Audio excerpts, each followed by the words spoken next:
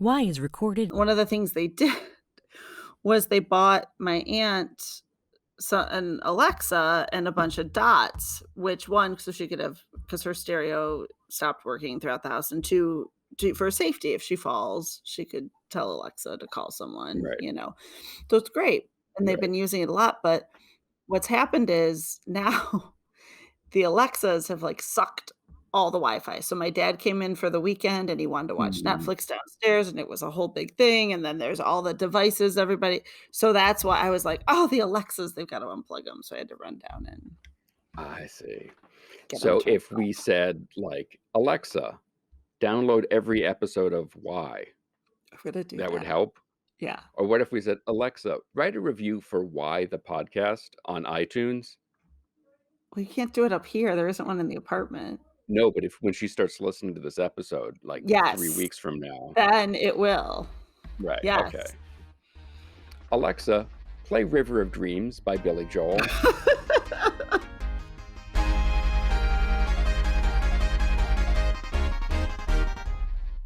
This is Why, with your hosts, Heidi Hedquist and Luke Poling.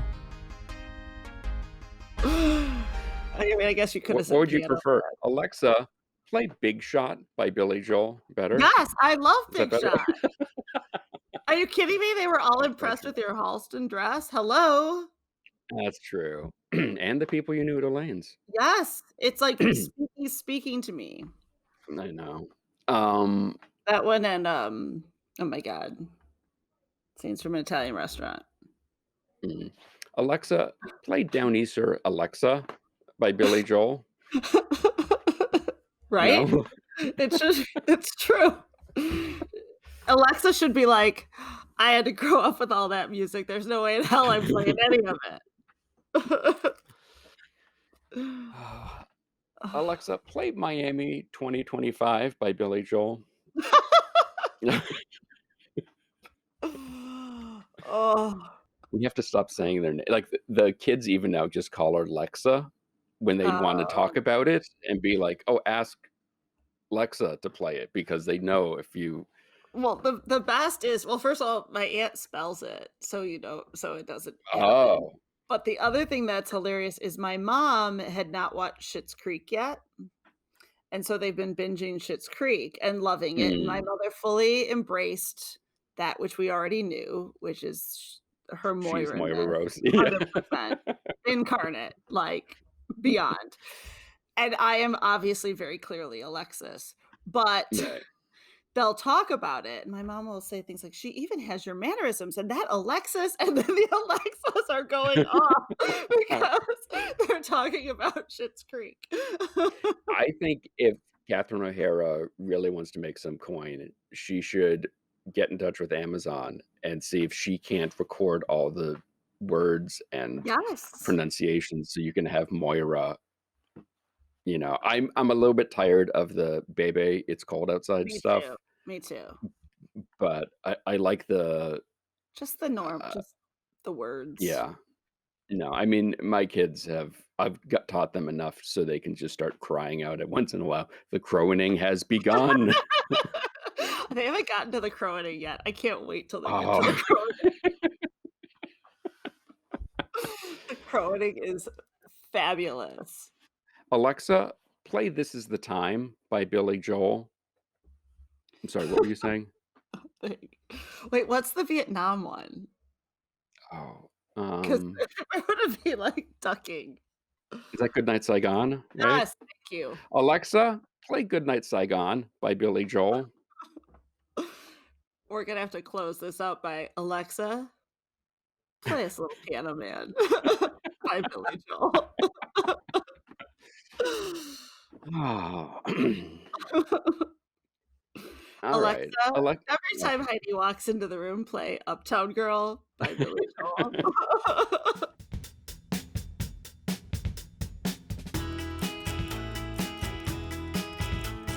As a fellow masshole, I gotta tell you how much I loved reading about the Worcester Centrum in your book, and that that you'd been there, that you know that place. It warmed Many my heart. times, great memories from there.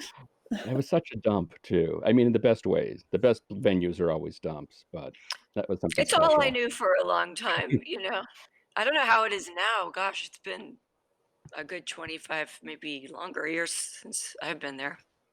The book was really enjoyable, and a thing that I think that we were talking about it before you came on was the fact that it's not it's sort of a kiss and tell, but it doesn't feel like a smarmy, muckraking kind of story. You're just telling your truth in your life, and I don't know, it's well written in that regard. I could have written 11 trashy tell-alls. Believe me, they're in me. I just didn't want to write a book like that. I didn't That's not who I am. Like, I wasn't writing it because I wanted to, you know, be a journalist for the National Enquirer. I wasn't writing it because I wanted to expose people's secrets and, I was really just exploring my, life's choices, and and, there's some juicy details within, my story, so and of course, people do like to read that stuff. There's definitely Sure. I could have Yeah. given a lot more of it is what I'm saying. Some people I like to warn people, most of the time, I feel like people misunderstand what the book is about, and I'm afraid I'm gonna disappoint people because if they think it's a book about Kiss, it's not. If they think it's a book about Eric Carr, it's not. If they think it's a book about Playboy, it's not. If they think it's a trashy tell-all, it's not. It's really just a memoir. It's my life story. So I haven't had anyone complain though. If anything, I've had a lot of compliments. I've had people write to me saying, "Wow, I picked this up thinking, there was going to be these juicy stories in Hollywood, and I got so much more out of it." I've had people contact me thanking me, saying that because of my story, they looked up like their real birth parents and found them, and all these amazing things have come out of it that I had no idea my words would touch people in such a way. So, um, not only are they surprised, so am I, and it's all in a very good way. How long did it take you to write it? I mean, it took you your whole life to write it Two in and a one way, half years but to write it. wow. I mean, from the time I started at my kitchen table right behind me, I was thinking about writing the book, but I mean, wow, it's like overwhelming to think about where would I start and how would it flow and how the heck Right. to choose what is going to go in there. It just seems like a giant mess in your head. So I just started scribbling like chapter titles, and I was being self-deprecating, and that's how I got all my chapter titles. They were don't do this, don't do that. Those Like, are I was kind of like just being a self-deprecating mood, and then when I saw what I wrote, I thought actually that's really funny. I should go with it. And Yeah. a lot of people don't. At first, they glance and they're like, "What do you mean, don't?" Like that. It takes them about 2 seconds to figure out that it's meant to be funny. It's tongue in cheek. It's Right. being sarcastic, and then everyone thinks it's very clever. Yeah. That's how you want it. Absolutely. Yeah, Well, it's writing's about rewriting though, so it took me forever. I mean, and it's not what I do professionally. So it literally, like, sometimes for 3 days, I'd be like hashing out the same few paragraphs because I, I write when I write, it's a mess. Like, I wasn't in the mood to write all the time. So I would set my timer and say, okay, you have to write for 1 hour. You don't have to write anything good. You can throw it away. You don't have to use it, but you have to do it. And then usually I would wind up writing 3 hours, sometimes 8 hours. Like, it was never just 1 hour. And then sometimes I got something really great out of it. And sometimes most of it was just me rambling about things. But yeah, like, writing's about rewriting. So I just put down the big mess and then edited it basically. And sometimes I'd go months. One time I went 4 months without writing a word. I Wow. just well, I couldn't figure out how the book was gonna end, so it took me a long time to figure that out.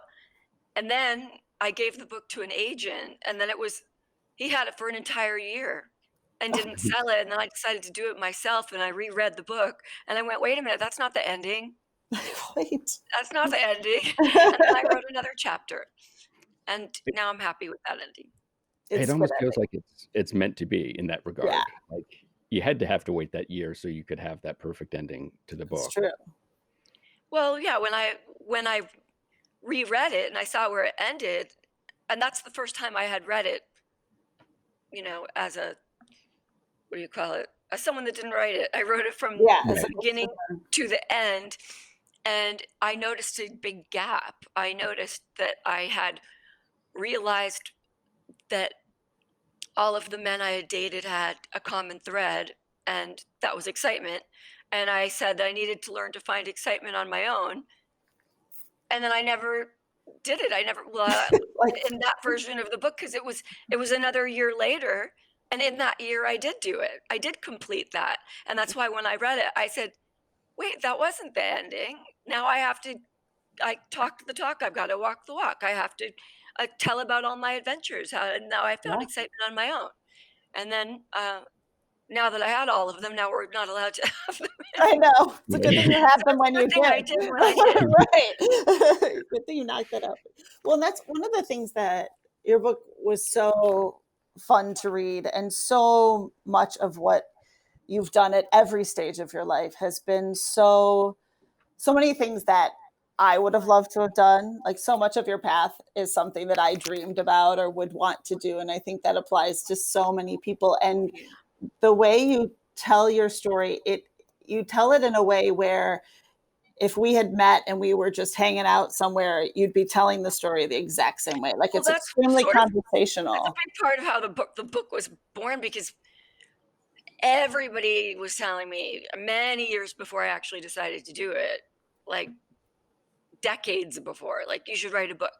Whenever I was just out to dinner with people I just met, and I would start telling some stories, just subjects they were interested in. They were all fascinated and were Yeah. always saying you should write a book.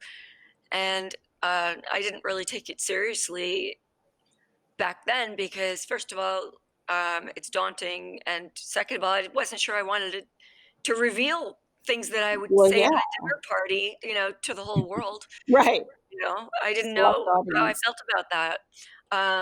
And then there came a certain point where um, I didn't care anymore. Like, the more that I wrote my story, um, I realized that all of my choices were justified because I was exploring why I made them, and that there was always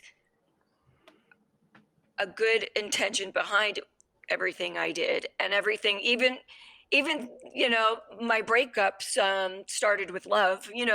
Course. There was always like an element of depth to everything that I'm talking about, Yeah. and for that, I'm not ashamed because all of my experiences are authentic, and so I it's something I found now that it's published. It's extremely liberating and freeing. Mm. And what's interesting is I thought I was going to be met with all of this hate and trolling and negativity, and I thought I was not going to be able to even check my own social media anymore. And I haven't had any. I've had nothing but love and support and kindness. When I used to get haters if I posted a picture of my dog. So I'm going, well, where are all those people now? Right. And I figured it out. I think that, when you know who you are, it makes it really difficult for somebody else to tell you who you are. And just last night, I had a long message from a fan, very upset about, he posted some pictures and videos of me, and he was upset that other people weren't commenting and supportive the way he thought they would be. And, he was upset that some, I don't know, girls had said some rude things to him. And I just ran back and I said, let me give you a piece of advice. Post what is representative of yourself and don't look back. I said, the day that I stopped looking for haters is the day I stopped having them. Yeah, Mm. that's true. One of the themes that runs throughout the book is, and it's clearly something you're still dealing with and handling, is Eric Carr's relatively sudden passing. And that, I think you said in the book, I know you've said in other interviews, that he was sort of your soulmate, one of the loves Yeah, I of would your call life. it, yeah, he was my soulmate, and it's been, yeah, it's been the most difficult thing about being me is living without him. Yeah. For sure, it's something that I've never gotten over, and uh, I've collected a lot of followers who are mostly widowers because my audience is mostly male. People really do, you know, relate to my experiences because, even though I'm very vocal about it, it's not uncommon for people to have lost a loved one, especially, you know, it's especially hard when it's unexpected and it's at a young age with somebody you were looking Right. forward to sharing a life with. And I've had a especially like strange existence because of no matter what I accomplish on my own, whether it's my acting, my modeling, being at Playmate, it overshadows everything I've done in my life. And I have a love hate relationship with that because part of me is really proud, that I can represent him when he's not here. Sure. Uh, when I'm able to carry the torch and keep his memory alive and all that. I'm happy he has me to do that. On the other hand, it's hard being in a relationship with somebody that is not alive, Right. and it Mhm. it makes me yeah. I'm still in a relationship with him, but it's a source of extreme loneliness, and Mm. it means I've never felt understood. I write about it, as you know, a lot in my book. Yeah. Um, but it's even deeper than what I wrote, and I've never felt understood by anybody. And just the other day, a fan wrote to me and said, I lost somebody about the same time. It was a Kiss fan. I lost somebody about the same time you lost Eric, and he said, I always think of you that time of year. And he said, I don't know how you did it, with the pressure that you've been under. And I don't think anybody could have done it like you have. And thank you. And I was like, oh, you know what? You know how like I just feel like so understood by those very simple words that I've really never gotten by friends or family or anybody. Yeah. I've just for a random stranger to like come to me and say, they get it, that it must have been a lot of pressure and still is, and they don't know how I've done it because every time I'm crying over it, which is especially difficult on an anniversary or a birthday, um, you know, I'm always going, how the fuck am I still here? Like, how have I handled this? How? Mhm. Oh, but I have. So it was really cool, just to get a message like that with someone telling me that they understand it must be pressure, you know. And like you said, that kind of the yin yang of the good and the bad of, for a lot of fans, being that conduit to Eric, and they have a story about meeting him or him writing them, and it seems like the vast majority of them are all positive and these happy memories of. Yeah, the majority are positive, and the rude ones, they don't understand they're rude. Like, I Right. got one yesterday asking me if he was freaky in the sheets. Of course, Yes. yeah, I ignored it, but I'm like, do you really think it's appropriate to interrupt my day on my Right. Instagram to ask Right. me a question about that? Do you really think that's going to, Do you really think I'm you going to know, respond? yeah, exactly. I just think it's so rude because I'm busy trying to like not think about things like that, and I don't find it amusing. I find it like, you know, it's hard enough for me to let that go and be, a normal person that's not thinking about, being in mourning. So it's when I'm doing a podcast or something, I'm completely prepared, to talk Right. about my life, and that's the understanding is that I'm here to Right. talk about it. But I Right. don't like being interrupted in my daily life for things like that. I mean, I always welcome kind, supportive, uplifting, inspirational, course. grateful Yes. messages. Those are fine, but I've had worse ones than that. I'm sure. Oh, I'm Yeah, sure. asking me if he had a big, what? Oh, Like, it's just, Jesus. come on, you know. And it is, I mean, not to go back to what you said earlier and not to dwell on the heartbreak of that time, but the way you tell the story of the end with Eric and what you went through, it really does resonate to people who've lost anyone.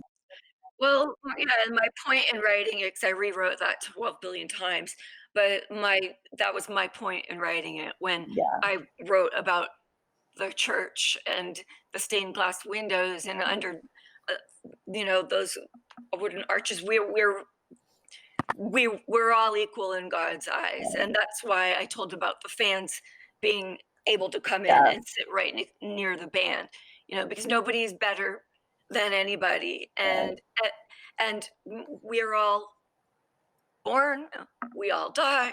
I wanted everybody to understand that he was a normal guy. He wasn't just, Eric Carr rock star.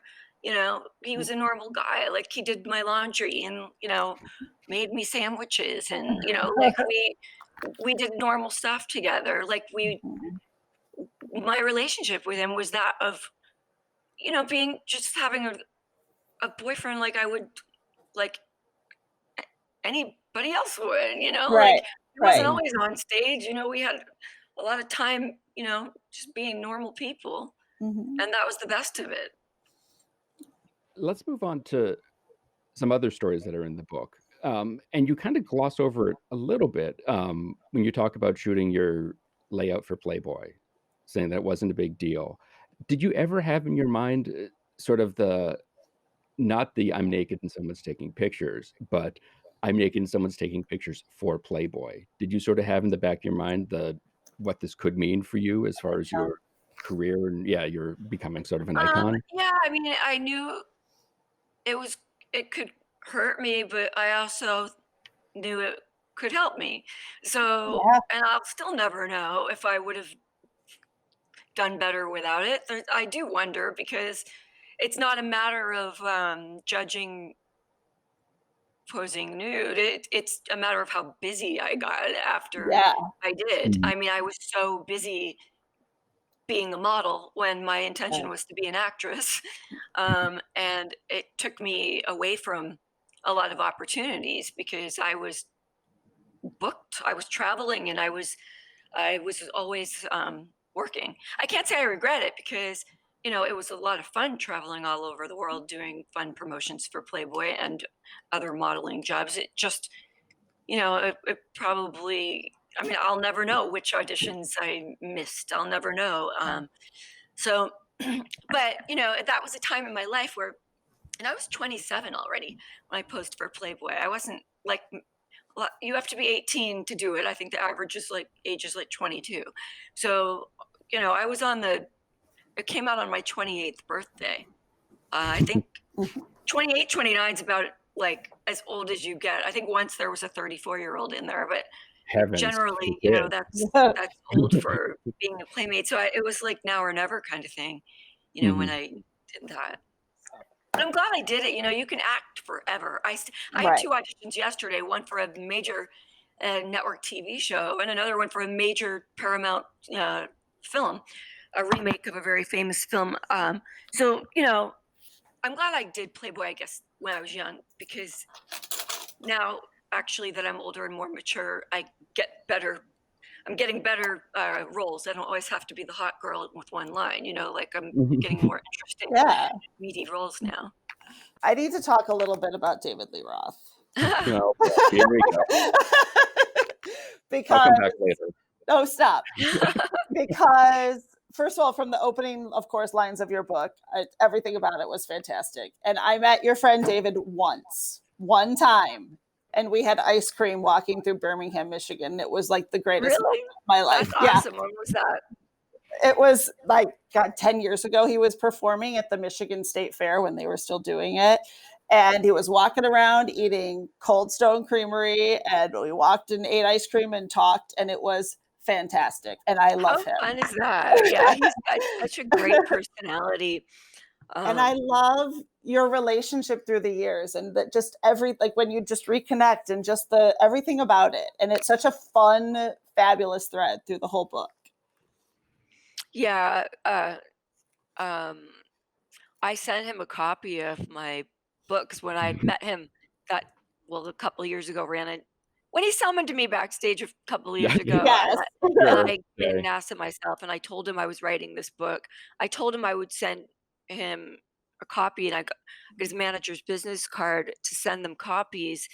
Uh, uh, I really just wanted, not because I'm a stalker, but how many people say they're going to write a book and then actually do it? Right. So I Yeah. didn't want to be just that girl backstage that made an ass of herself telling him that I was doing it. I wanted to show him I did it.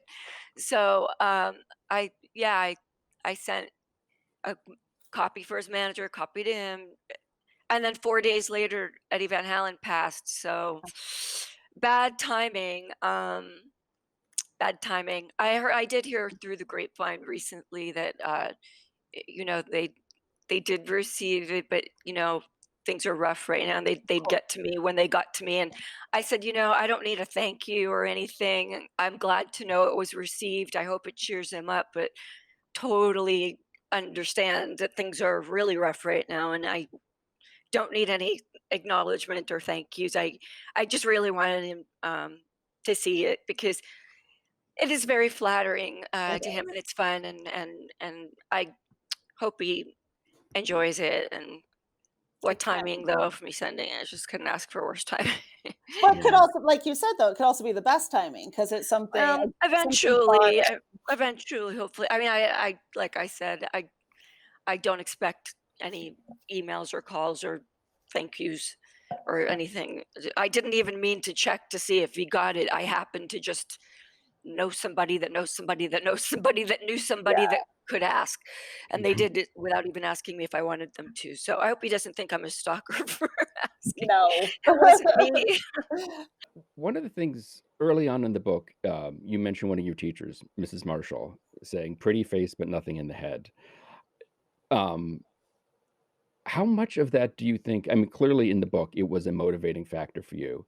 Do you think you needed that kind of kick in the rear end to have that "I'll show you," or do you think you No, would? I didn't realize at the time it was an "I'll show you."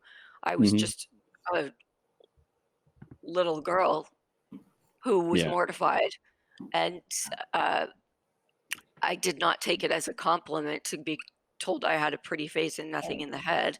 I was laughed at by all the kids, and it made it just sent me the message that I was stupid. I didn't hear the message "you're pretty." I heard the message "you're stupid," Right. and uh, that, as you know, it was just the beginning of me getting the message that um, I was valued for what I looked like, and not valued for anything else. And as a matter of fact, um, it was a it made me very self-conscious about expressing myself using my brains. It made me it turned me into, I guess, the sex object that I became over time. That's just where I saw it. It started there when I examined my life. Like that's the first time I remember feeling that way. When I tried to ask a question after she told the whole class there is no such thing as a dumb question, and then basically I was told I was dumb just for raising my hand. And my question was just, are we supposed to be taking notes? So maybe it was a dumb question, but I still didn't deserve pretty face but nothing in the head. Yeah, no, That was mean. It was That really seems mean. it's very mean. yeah, a bit knee jerk. Yeah, it's just cruel. But Actually, I think reading the book, never mind your life, but even just the writing of it, y- y- you kind of showed her. I mean, between all of your adventures, all the things you've done so far, and there's more to come, but it seems like you you've lived your life with this great abandon. And one of the things we always talk about or ask guests when we interview them for the show is sort of like, what can we learn from your life? And I feel like your story is the most encouraging, positive. Say yes, try things, and stand up for yourself. right. And I'm glad you get that. I'm still I still feel like it's a that's a battle all the time. Hmm. One that never ends. Standing up for myself, being strong, and trying new things. And um, this the release of this book is obviously when I'm just going to spoil the ending of my book, but it was when the pandemic started. It was that week, and I said, I am not gonna sit around and wait for shit to happen. Can I swear on your show? Yes. I said, Yeah. I'm gonna. I didn't get where I am in life, you know, by letting old men in suits make decisions for me, and now is Mhm. no different. So I took matters into my own hands. I decided I was going to take control. I was going to self publish. I designed my own cover. I shot it in my living room. I turned it, I, I hired Playboy's people. I said, make me look like I'm on the cover of Playboy magazine. I couldn't go shopping. I ordered that bodysuit for $30 off of Amazon. I mean, I'm a survivor. Like I Mhm. figured it out and I did it really well. And, and um, say in the ending of my book that somewhere in this somewhere in the shadows of the pandemic I see the seeds of something familiar, and there's an opportunity and I'll find it. And as I was writing it, I didn't realize that that was the opportunity. That was the opportunity. The opportunity is me sitting here talking to you right now. It's the opportunity is for me to finally be Carrie Stevens. So I wrote the book trying to find out who Carrie Stevens was and how she got where she is and who is she. And now I get to be Carrie Stevens and people like Carrie Stevens. And more importantly, I like Carrie Stevens more for being raw, true, and unabashed. For more information on Carrie or to get signed copies of her book and everything else, go to her website, which is carriestevens.com. You can follow us on all the various socials. Our website is whythepodcast.com and has all sorts of additional stories and videos. It's also where you can sign up for our newsletter.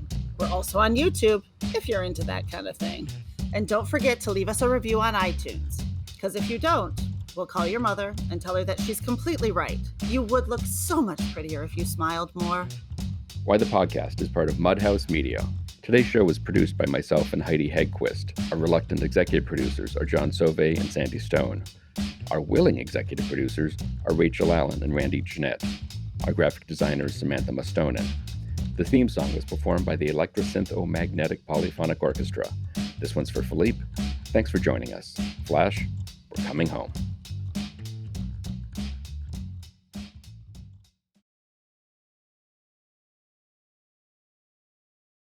Nigel, is that you? Are you here, Nigel?